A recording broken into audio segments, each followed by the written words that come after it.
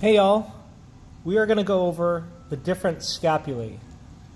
Scapula, or the shoulder blade, is that big bone in the back that helps form a good part of your pectoral girdle. It's supporting your arm, here's your humerus, and your clavicle. It's not actually directly articulating with the ribs, but it's obviously right behind it. There's no direct articulation. The scapula's direct articulations are the clavicle and the humerus. And so we form two important joints here, the acromioclavicular joint and the glenohumeral joint. Let's take a look at the scapula. We have two different scapulae here, one's left, one's right. Let's figure out which one is which. One of the easily identifiable features on the scapula is that if you look at this one side, there's this big spine. This is the scapular spine that's going across this way. This is always on the posterior side. So this is the posterior side. When you look for this pointy thing, that's the inferior side. You can feel that on your own back. Just reach back, and if you're flexible enough, and you can touch this pointy edge. So this is inferior. This large blade, that's medial. This rounded part, this is where the humerus fits in. So it's lateral. This is where the humerus fits in. I should actually have one thing. There we go. This is where the humerus fits in. This is lateral. This is called the glenoid cavity, or glenoid fossa. I think fossa is a better name because it's not that deep. This is one reason why it's so easy to dislocate your shoulder, because the glenoid fossa, glenoid cavity, is not very deep. If you compare this with, say, the coxal bone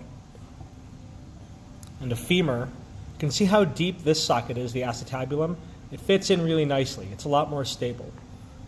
Shoulder is not very stable. The trade-off is your shoulder is way more flexible than your hip joint. So, lateral with the glenoid fossa, medial, inferior, superior, and posterior, anterior. So we have all the sides now, all the directions of this one scapula, so which way is which. If this is posterior, this is lateral, this is medial, superior, inferior, posterior, anterior. This is the right scapula. This is the right scapula. You can see the spine, pointy part on the bottom, glenoid fossa laterally. That's the scapula. I mean the right scapula. Some more features that you should know. If this is the spine, we have two fossa on either side. This is the suprascapular fossa. Sorry, supraspinous. If this is the spine, this is supraspinous fossa. Here's the spine. This is the infraspinous fossa. Supraspinous fossa, infraspinous fossa. These two will be important later on when we learn about muscles. There are two important muscles that sit in these spots to help stabilize the shoulder. On the anterior side, this is a large fossa, just one. This is the subscapular fossa. Again, an important area for a muscle that helps stabilize the shoulder. Two more important features that you should know. When you go to the posterior side, you look at the spine. Trace the spine from medial to lateral. You'll see that it continues and then it takes a bend towards the front, or anteriorly. This protrusion here, that is the acromion. This is the acromioclavicular joint. Here's the clavicle, the collarbone. Here's your scapula, the acromion process of the scapula. The acromion process points anteriorly, forming that acromioclavicular joint.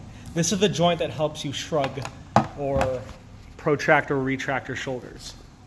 This joint right here helps you shrug up and down, elevate and depress, or protract and retract, pushing your shoulders forward or back.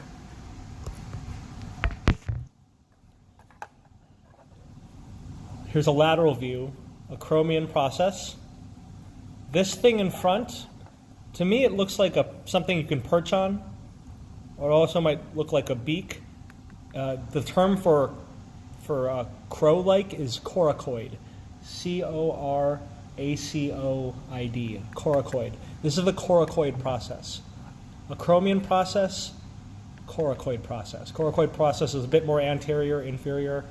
Acromion is a bit more superior, posterior. This is an important attachment point for many of your brachial muscles, like your biceps brachii. For comparison, here is the left scapula, anterior, medial, lateral, coracoid process, glenoid cavity, acromion process, spine, supraspinous fossa, infraspinous fossa, subscapular fossa.